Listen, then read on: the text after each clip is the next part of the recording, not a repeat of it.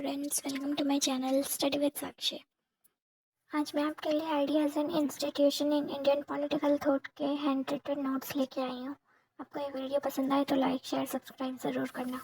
तो चलिए आज की वीडियो स्टार्ट करते अब बात करते हैं कि यूरोपियन थिंकर्स ने स्टेट के बारे में क्या कहा है। According to Hooker, in the ecclesiastical polity the state of nature is a state of strife.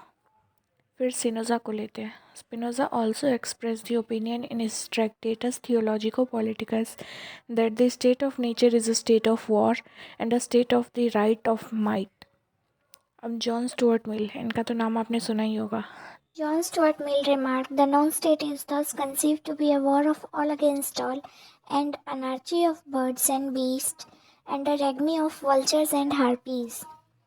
The Hobbesian of beast and bird, or the nature process of Gumplovics, is the logic of the fish in India." बात करते हैं Chinese thinker की। Chinese thinker सू हु explains in the development of logic in ancient China, each man has his own notion of right.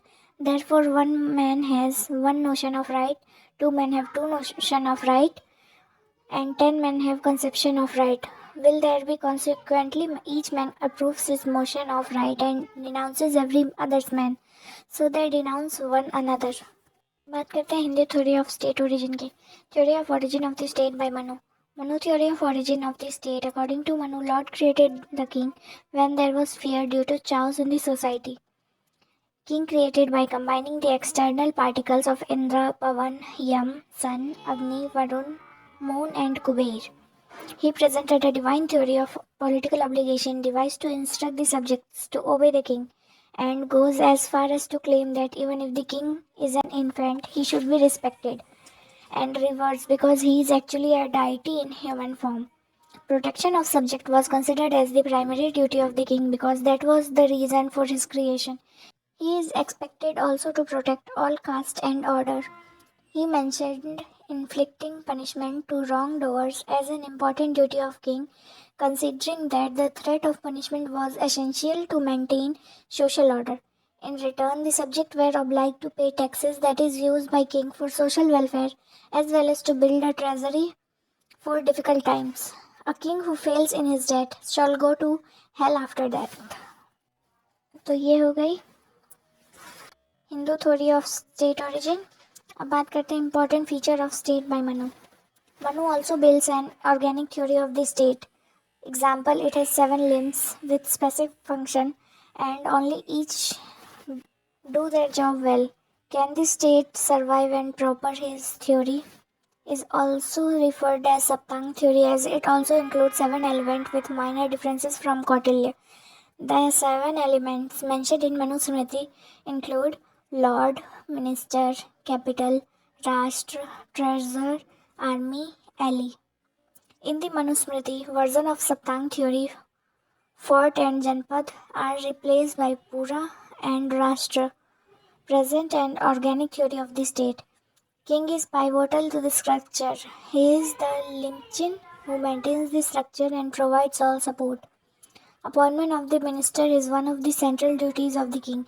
He used the understanding of Arthashastra to argue that appointing the right minister to right department is a significant administrative duty and much depends on it for statecraft.